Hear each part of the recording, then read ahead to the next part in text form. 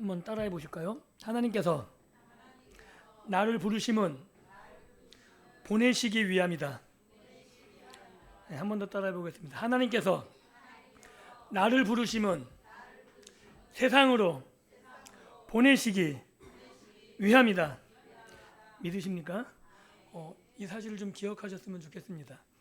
구약에도 하나님께서 계속 하나님이 임재하여 사람들을 부르신 것은 그 부름에 만족하고 그 안에서 뛰노는 게 목적이 아니라 열방을 향해서 보내시기 위함인 거죠. 오늘 우리가 살펴볼 요나서도 마찬가지입니다. 하나님이 요나를 부르신 이유는 니느웨로 보내시기 위함인 것이고, 인간의 타락 이후에 하나님의 일하신 방향은 언제나 똑같습니다. 우리를 계속 부르세요. 왜냐하면 하나님의 뜻을 알아야지. 하나님의 마음을 알고, 그리고 우리가 그 마음을 받아서 하나님의 거룩함에 참여함으로 우리가 나가서 세상을 치유하고 세상을 거룩하게 하는 것이 하나님의 뜻입니다. 한번 여쭤보겠습니다. 한 주간 평안하셨습니까? 정말로요? 예수 안에서 정말 평안을 누리셨으면 좋겠습니다. 제가 목회하면서 많이 경험한 내용이, 목사가 물어보면 입 바른 말을 잘해요. 평안합니다. 아니, 삶이 썩어 문드러져 가는데 성도들이 다른 말을 목사 앞에 못해요. 네, 하셔야 됩니다. 왜요? 함께 아파하고 함께 기도하고 정말 하나님의 함께 하심을 체험해야 되지 않겠습니까? 입 바른 말이 아니라 하나님이 내 삶에서 힘들고 어렵지만 이렇게 일하셨다는 그런 고백이 우리 가운데 계속해서 들려지기를 예수님의 이름으로 축복합니다. 우리가 세상을 살다 보면 참 기막힌 일들이 많죠. 그리고 아이러니한 일들, 말로 설명하지 못할 일들이 참 많이 있습니다. 한번 이런 장면이 가능한가 생각해 보십시오. 수영을 전혀 못하는 사람이 물에 빠져 허우적거립니다. 그리고 그를 구하러 전문 수영가, 전문 인력이 뛰어듭니다. 아마 구조요원 이런 사람들이겠죠. 이건 당연한 그림이죠, 그죠? 구조요원이 물에 빠져 죽을 사람을 향해 뛰어드는 것은 당연합니다. 그런데 그 다음 상황이 구조요원의 다리가 쥐가 났어요. 그럼 어떻게 될까요? 그런데 갑자기 호적거리는 사람이 정신을 차려가지고 구조요원을 끌고 나옵니다. 말이 되나요? 이건 상상이 안 되는 거죠. 그런데 오늘 우리가 읽은 본문 요나서 1장 11절부터 17절까지 말씀이 이런 상황을 그려주고 있는 겁니다. 우리는 성경을 읽으면 당연히 하나님의 일이라고 그냥 아주 당연하게 있는데 아니에요. 우리가 조금만 생각해 보면 놀랄 일이 너무너무 많아요. 한번 따라해 보실까요? 우와! 한번 놀래 보세요. 눈을 동그랗게 뜨고 다시 한번 우와! 왜 이렇게 못하냐면요, 성경을 보면 막 눈이 뒤집어질 게 많은데 그냥 소귀에 경 있는 것처럼 그냥 당연한 것처럼 아니에요. 오늘 본문 보면 이게 가능하지 않은 일들이 너무나 많이 일어나는데 우리는 그냥 당연하게 읽어왔기 때문에 이상하게 느껴지지 않은 겁니다. 오늘 우리가 읽은 본문을 하나하나 살펴보면 이렇죠. 지난 시간 폭풍이 몰아치는 배 밑창에 누가 자고 있었다고요? 요나요. 요나의 직업이 뭐죠? 선지자예요. 그죠? 선지자가 뭐 하는 사람이에요? 하나님의 말씀을 가지고 전하는 사람이에요. 그런데 하나님을 모르는 선장은 깨어 있어서 서로를 살리려고 동분서주하고 있는데 하나님의 선지자는 뭐 하고 있었습니까? 자고 있었어요. 말이 안 되는 상황이 벌어지고 있는 거죠. 그리고 오늘 본문은 그 아이러니, 역사적 현장의 아이러니의 절정을 보여주고 있는 겁니다. 아마 그 배 가운데 사람 중에서 하나님을 가장 잘 아는 사람은 요나뿐이 없었을 겁니다. 그런데 이 요나는 한 번도 하나님에 대해서 입을 연 적이 없습니다. 그렇기 때문에 그 선원들은 하나님을 알 수가 없는 거죠. 하나님이 어떤 분인지, 어떤 능력을 가진지 그 선원들은 전혀 알 수 없는 상황입니다. 그런데 하나님을 모르는 이방 사람들이 하나님을 찾기 시작하죠. 그리고 그 요나를 깨워서 하나님의 일하심이 얼마나 놀라운 일인지 지금 자신이 처한 상황 가운데 하나님을 발견하게 되는 겁니다. 즉 오늘 우리 시대로 이야기를 바꿔보면 이런 거죠.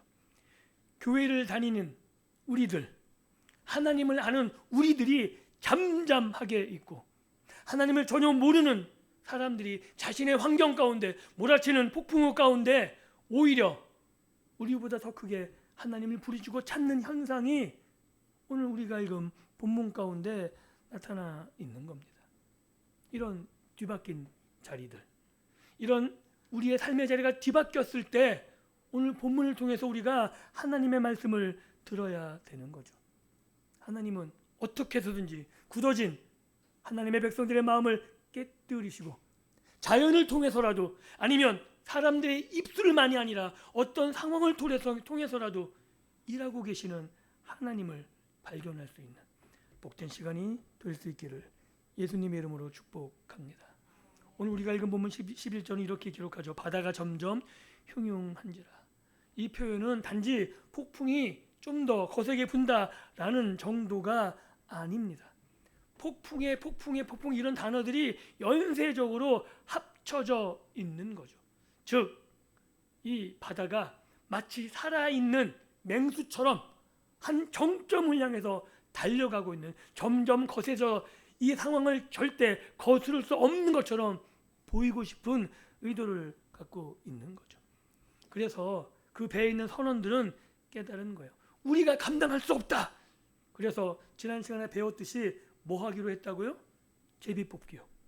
제비를 뽑는다는 것은 이제 이 상황이 우리 통제 밖이다라는 것을 인정하는 거고, 이 일을 통해 제비를 뽑는 것을 통해서 신의 가호, 신의 보호를 바라는 마지막 수단을 사용하고 있는 겁니다. 그리고 그 원인을 찾았죠. 그 원인이 누구? 요나였습니다. 그래서 요나에게 묻습니다. 우리가 너를 어떻게 하여야 바다가 우리를 위하여 산잔하겠느냐. 이제는 아무것도 할 수 없는 막바른 그 골목에서 유일하게 해답을 찾은 요나, 제비를 뽑아 얻은 그 요나를 향해서 마지막 방법을 구하고 있는 거죠. 이 질문은 매우 상식적이라 할 수 있는 겁니다. 원인 제공자, 그에게 해결책을 내놓으라고 하고 있는 거죠. 12절, 그래서 요나가 이렇게 대답합니다. 나를 들어 바다에 던져라. 그러면 바다가 너희를 위해서 잔잔하게 될 것이다. 어떻게 이 대답이 들리십니까? 멋있어 보일 수도 있죠. 야, 요나가 드디어 정신 차리고 희생하는구나. 그래, 마지막은 그 정도는 해야지. 그런데 이게 요나가 마지막에 자신을 뉘우치고 이제 이 사람들을 위해서 내가 희생해야겠지 라는 것으로 들리십니까? 저는 아무리 생각해도 그렇게 안 들립니다. 지금까지 요나의 행동을 보면 그럴 리가 만무하죠. 우리가 요나서 전체 흐름과 요나의 성격을 고려할 때 이것은 온전한 회개, 요나가 돌이켜서 이제 구국의 결단, 이제 자신을 희생한다 이런 것이 아니라 하나님께 끝까지 반항하는 아주 철딱선이 없는 한 선지자 요나를 바라보게 되는 거죠. 만약에 요나가 정말 하나님의 선지자고 정말 회개했다면 야, 나를 바다에 던져라고 할 게 아니라 뭐 해야 돼요? 하나님께 부르짖어야죠. 하나님, 내가 잘못했습니다. 내가 가겠습니다. 그러니 이 바다를 잠잠게 해주십시오. 그랬다면 하나님이 어떻게 하셨을까요? 바다를 능히 잠재우지 않으셨을까요? 그런데 요나는 나를 죽이라 라고 말합니다. 이것은 일말의 책임감 있는 태도가 아니라 여전히 하나님을 향한 반항과 고집이 남아 있는 것도, 느니에로 가느니 차라리 내가 죽겠다. 나만 죽으면 되는데 왜 이 사람들까지 괴롭혀요? 라는 아주 요나의 삐뚤어진 심정이 잘 나타나고 있다고 볼 수 있는 거죠. 즉, 순종보다는 죽음을 택하는 요나의 반항길을 여전히 발견합니다. 그런데 어디서 비슷한 모습을 본 적 없습니까? 안 보셨어요? 거울을 갖다 드릴까요? 요나나 우리나 별반 다르지 않습니다.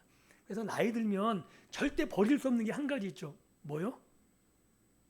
모르세요? 자존심이요. 나이가 들면 나이가 들수록 절대 버릴 수 없는 게 뭐라고요? 자존심 하나를 똘똘 뭉쳐 사는 게 여기 있는 저도 마찬가지고 우리 인간의 모습이라고 생각됩니다.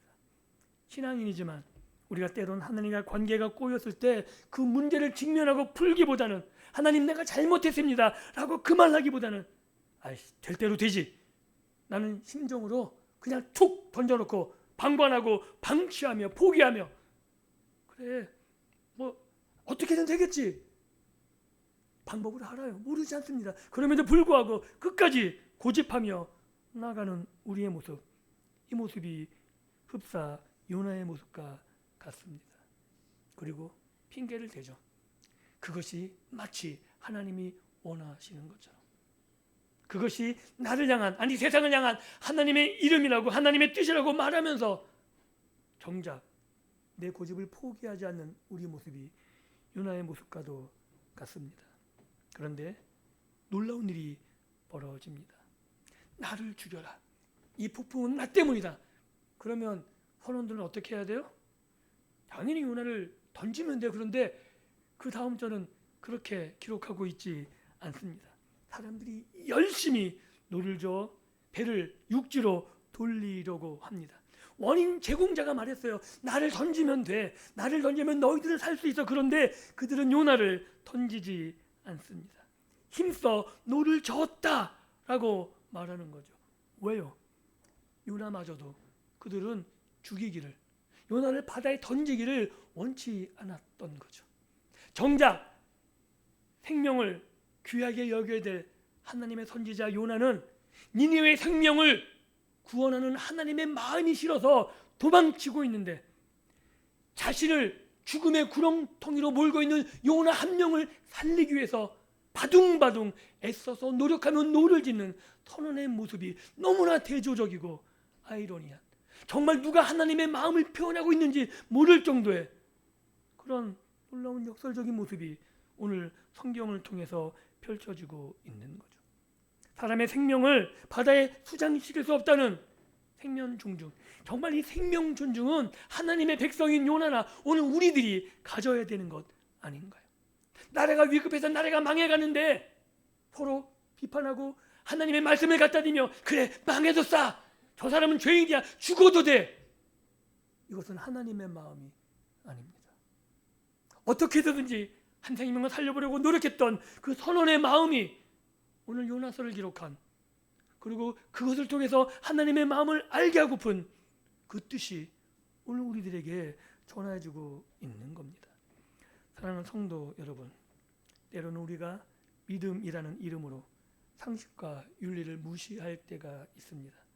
그런데 조심하십시오. 하나님은 믿음이란 것으로 하나님께서 창조하신 하나님께서 일하시고 계신 이 세상을 방치하기를 그리고 죄의 멸망으로 떨어지는 것을 원하지 않습니다. 나는 구원받았으니까 나를 괴롭히는 직장 동료들 그리고 우리를 향해서 계속 유혹하고 위협하는 그 세상의 어떤 집단들 그 이웃들 그들을 향한 공감의 마음 그들을 불쌍히 여기는 그 마음을 혹시 잃어버리며 살고 계시진 않습니까? 그래서 오늘 본문은 하나님의 백성들에게 전하는 하나님의 메시지입니다. 누가 더 하나님의 마음을 닮아 있는가? 한번 생각해 보십시오. 요나마저도 살리고자 노력하는 그 선원들이 또 하나님의 마음을 닮아 있지 않습니까? 하나님은 지금 뱀이창에 숨은 선지자가 아니라 땀 흘리며 노를 젓는 이방인 그 애쓰는 마음을 통해 당신의 긍휼하심을 보여주고 계십니다. 세상 밖의 사람들 묵묵히 자신의 자리를 지키며 책임을 다하는 그 사람들 그들이 부르짖는 그 자리에 하나님이 계시다고 말하고 있는 거죠. 하나님의 마음이 단지 예배하는 이곳에만 있는 것이 아니라 하나님이 지으시고 멸망해가는 그들을 안타까워하시는 그 하나님의 마음을 요나 그 선지자를 통해서 그리고 그가 처한 당면한 위기를 통해서 오늘 우리들에게 보여주고 싶어 하시는 겁니다. 그런데 그렇게 아무리 노력해도 되지 않죠. 인간의 노력으로는 폭풍을 이길 수가 없습니다. 그래서 13절 후반부에 이렇게 기록하고 있습니다. 바다가 그들을 향해서 점점 더 흉용함으로 능히 못한지라. 하다 이제는 안 돼서 결국 마지막 기도가 터져 나오죠. 14절 이렇게 기록합니다. 무리가 여호와께 부르짖어 이르되 여호와여 구하오니 이 사람의 생명 때문에 우리를 멸망시키지 마옵소서. 정말 이 기도를 누가 해야 돼요? 요나가 해야 되는 것 아닌가요? 하나님, 나 때문에 이들을 멸망시키지 마십시오. 하나님, 나 때문에 니니웨가 멸망당하지 않게 하십시오. 요나 입에서 터져 나와야 되는 기도입니다. 그런데 하나님을 모르는 이방 사람들이 누구를 불러요? 하나님을요. 언약의 백성 이스라엘의 부를 이름을 하나님을 전혀 알지 못했던 이방인들이 언약의 하나님의 이름을 여호와여 라고 부르며 기도하고 있습니다. 그들은 지금 요나를 바다에 던지는 해기가 살인죄가 되지 않기를, 그리고 이 상황을 통해서 자신의 위기가 진정 해결되기를 하나님이 신이라면 우리의 기도를 들어달라고 기도하고 있는 겁니다. 그리고 하나님이 일하심, 하나님이 주권적으로 사역하심을 그들의 입을 통해 고백하고 있습니다. 주 여호와께서는 주의 뜻대로 행하심이니이다. 오늘 이게 우리의 기도여야 하지 않을까요? 선지자는 도망치는데 이방인이 하나님을 전혀 몰랐던, 이제까지 하나님의 이름을 한 번도 부르지 않은 그들이 하나님을 인정하고 있어요. 주의 뜻대로 행하십니다. 선지자는 자고 있고 이방인은 부르짖고. 이 놀라운 역설이 어떻게 느껴지십니까? 당시 선민사상에 젖어있던 이스라엘 백성들, 그리고 오늘 하나님을 믿는다고 예배하면서 곳곳에서 단지 예배가 목적인 사람들, 그들에게 하나님이 우리와 같은 천둥 같은 메시지를 던져주고 계십니다. 예수님께서 하신 말씀을 기억하십니까? 예루살렘에 입성하실 때 바리새인들이, 유대 관원들이 잠잠하라 그러죠. 그때 예수님이 이렇게 말씀하십니다. 너희가 입을 다물면 내가 돌들을 들어서라도 소리 지르게 하겠다. 하나님께서 일하신다는 거죠. 그러자 오늘 본문을 통해 요나가 침묵하자 하나님은 하나님의 이름을 몰랐던 그 배의 선원들을 통해 기도 받으시고 예배 받으시는 놀라운 장면이 우리에게 벌어지고 있는 겁니다. 결국 그 선원들은 요나를 바다에 던집니다. 15절에 이렇게 기록해 있죠. 요나를 들어 바다에 던짐에 바다가 뛰노는 것이 곧 그친지라. 그렇게 자신을 죽음으로 내몰던 폭풍이 거짓말처럼 잠잠해졌습니다. 아마 그 순간 배에는 정적이 흘렀을 겁니다. 정적을 뚫고 선원들에게 찾아온 감정은 안도감, 평안이 아니라고 성경은 기록합니다. 16절 이렇게 기록하고 있습니다. 그 사람들이 여호와를 크게 두려워하여. 표현이 너무 놀랍지 않습니까? 오히려 이제 배가 폭풍 가운데 안전해졌으면 안도감과 환호성이 터져나갈 법한데 그들은 안도감과 환호성으로 기뻐하는 것이 아니라 여호와를 크게 두려워했다라고 기록하고 있는 거죠. 폭풍이 불 때 그들은 죽음을 두려워했습니다. 그러나 죽음으로 내몰던 폭풍이 그치자 그들은 그때 하나님을 두려워합니다. 이것이 진정한 경외감이죠. 문제를 해결받는 기쁨보다 그 문제를 해결하신 능력의 하나님을 경험함으로 그 놀라운 하나님의 능력에 압도되어 있는 선원들의 모습을 보고 있는 겁니다. 사랑하는 성도 여러분, 하나님이 우리에게 찾아오셔서 우리의 문제를 해결해 주심을 믿으십니까? 그 능력 앞에 압도되신 경험을 가지고 계십니까? 오늘 선원들이 한 말, 여호와를 크게 두려워하였다. 이 말은 여호와를 경외하였다는 얘기가 되는 것이고 그들은 하나님 앞에 제사 서원했다 그래요. 예배 드리는 것 아닌가요? 하나님을 한 번도 알지 못했던 그들이 지금 하나님 앞에 예배자로 바뀐 모습을 우리는 폭풍우 가운데서 보고 있는 겁니다. 요나는 하나님을 피해 도망치려 했지만 하나님은 그 실패한 요나, 반항한 요나, 죽어서라도 하나님의 뜻을 내가 전하지 않겠다, 그런 그 요나, 그를 통해서 하나님은 이방 선원들을 구원하고 계신 거죠. 구원할 뿐만 아니라 그들을 예배자로 바꾸어 내셨습니다. 즉 요나의 불순종조차 하나님께서 일하시는 것을 막을 수 없다는 거죠. 이것이 하나님의 주권이고 하나님이 온 인류를 향한, 하나님이 창조하신 사람들을 향한 하나님의 은혜요 사랑이라고 성경은 말하고 있는 겁니다. 말씀을 믿습니다. 오늘 본문에서 요나는 스스로 자신을 바다에 던짐으로 폭풍우를 잠재우고 선원들을 살렸습니다. 이건 요나가 계획한 것이 아닌 거죠. 그런데 요나는 자기 자신도 모르게 이 일을 통해서 누구의 모델이 되고 있냐면 예수 그리스도의 모델이 되고 있는 거죠. 예수님이 말씀하세요. 3일 동안 내가 요나를 보라고. 요나와 같이 내가 3일 동안 그 일을 예수님이 직접 말씀하고 계십니다. 요나는 자신의 죄 때문에 바다에 던져졌습니다. 그런데 예수님은 자신의 죄가 아니라 오늘 저와 여러분들의 죄, 온 인류의 죄 때문에 진노의 폭풍우 같은 도저히 해결할 수 없는 그 진노의 바다에 스스로 자신을 던지셨다고 성경은 우리에게 말씀하고 있습니다. 그리고 17절에 이렇게 기록하죠. 여호와께서 이미 큰 물고기를 예비하사. 즉 하나님은 일하고 계십니다. 요나와 상관없이 계속 일하고 계신 거죠. 하나님의 뜻이 바뀌지 않으면 우리는 요나서 선제를 통해 확인할 수 있는 겁니다. 내가 거부한다고, 내가 불순종한다고 하나님의 일이 중단되거나 하나님의 일하시는 그 방향성이 없어지지 않는 겁니다.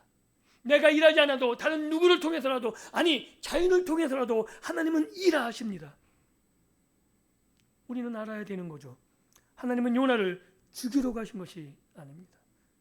요나를 살리시고 다시 요나를 사명의 자리, 하나님이 맨 처음에 말씀하셨던 일어나 가라, 니느웨로 가서 내 말을 전하라, 이 사명의 자리로 다시 돌려놓기 위해 구원의 방편 또한 준비해 놓고 계셨습니다. 다음 주에 살펴볼 요나의 물고기 뱃속은 무덤 같지만 실질적으로 보면 엄마의 자궁처럼 요나를 새롭게 태어나게 한 하나님의 준비된 장소였다고 성경은 말하고 있는 거죠. 사랑하는 성도 여러분, 혹시 지금 우리의 삶이 인생의 폭풍우 가운데가 아닙니까? 어쩌면 그 폭풍은 나의 고집, 나의 불순종, 아니면 나의 나태함 때문에 시작된 것일지도 모릅니다. 그래서 나는 자격 없다라고, 이제 내 삶이 끝났다라고 생각하며 다 포기하고 모든 것을 내려놓고 주저앉아 있을 수도 있습니다. 그런데 오늘 우리가 읽은 본문을 통해서 하나님이 일하심을 기억하셨으면 좋겠습니다. 우리가 믿는 하나님, 성경의 하나님은 요나 같은 나를 결코 포기하지 않으십니다. 우리가 실패한다고, 내가 실패한다고 하나님이 실패하지 않으십니다. 내가 실패했을지라도 그 자리에서, 우리가 넘어진 그 자리에서 하나님은 일하시고 다시금 우리를 일으켜 세우셔서 하나님이 어떻게 일하시는지 온 땅에 보여주기를 원하는 거죠. 요나가 죽어가는 그 자리에도 하나님은 일하셨고, 하나님은 하나님의 백성들을 새롭게 만들고 내셨으며, 또한 그 요나를 살리셔서 마지막까지 그 사명을 완수하게 하십니다. 심지어 나보다, 우리 믿음의 백성들보다 훨씬 더 연약해 보이고 하나님을 모르게 무지하게 멸망으로 달려가는 세상 사람들을 통해서라도 잠자는 우리들을 깨우실 수 있는 분이 하나님이십니다. 부끄러운 나의 모습을 통해서라도 하나님은 하나님의 영광을 홀로 받으십니다. 우리는 자주 실패하지만 하나님이 실패하지 않으심을 믿으셨으면 좋겠습니다. 하나님의 능력이 오늘 우리를 삶의 자리로, 그리고 우리가 있는 그 자리에서 세상 사람들이 같이 살아나는 그 놀라운 영광의 자리로 우리를 인도하여 내실 겁니다.